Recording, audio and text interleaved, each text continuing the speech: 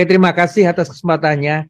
Jadi karena di luar itu juga banyak narasi yang dikembangkan oleh kelompoknya Menteri Kesehatan gitu loh.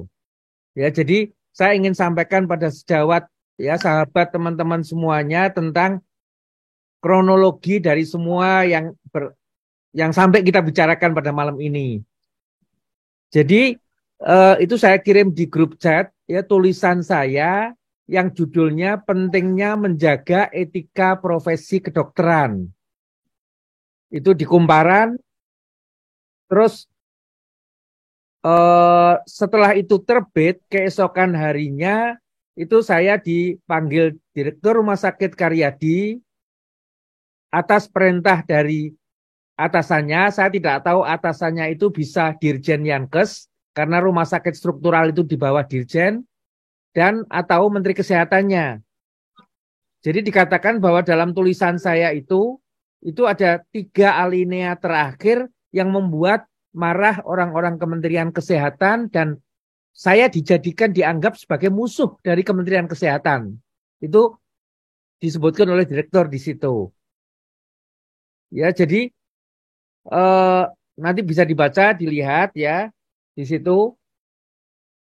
Kemudian direktur atas perintah dari atasannya itu diminta untuk saya di sidang etik di Rumah Sakit Karyadi.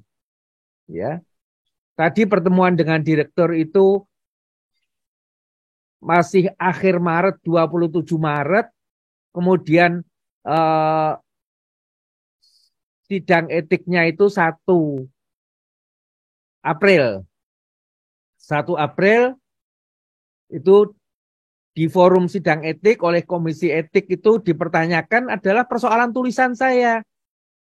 Saya jelaskan semua tentang tulisan saya dan keputusan dari sidang Komite Etik itu sama sekali tidak melihat adanya sesuatu di dalam tulisan itu yang melanggar etika dan mestinya sidang etik ini terkait kegiatan saya bukan dalam hal menulis, tapi itu kegiatan saya dalam melayani pasien di rumah sakit. Itu mestinya seperti itu.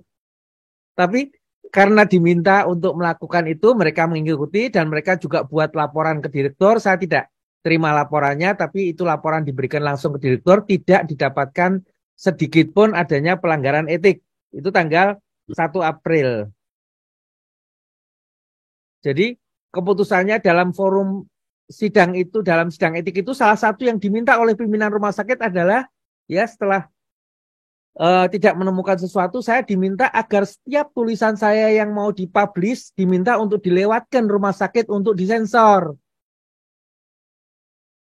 Saya jadi tertawa di situ. Saya bilang ini negeri Korea Utara atau negeri Kuba atau cabang Indonesia gitu kan. Masa tulisan harus disensor? Saya bilang bahwa semua yang saya tulis itu hanya dibatasi oleh Undang-Undang ITE. Itu saya sampaikan di forum, hanya Undang-Undang ITE yang bisa membatasi tulisan saya. Tidak seorang pun yang punya hak untuk menyensor. Itu saya sampaikan. Ya. Terus kemudian tanggal 4 April kebetulan tidak tahu ada program lain, Dirjen Yankes itu datang ke Semarang. Di situ memberikan pengarahan untuk semua staf rumah sakit yang isi pengarahannya adalah yang tertuang dalam surat yang dibuat Dirjen yang bernada ancaman kepada seluruh jajaran nakes di bawah Satker maupun BLU-nya Kementerian Kesehatan.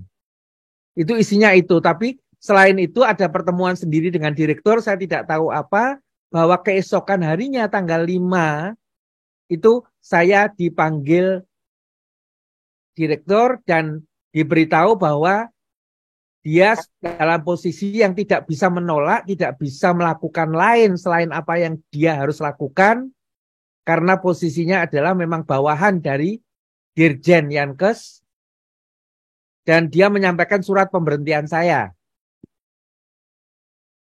Ya, yang ditulis tanpa konsideran apapun. Jadi itu saya terima surat pemberhentian sebagai mitra kerja. Ya.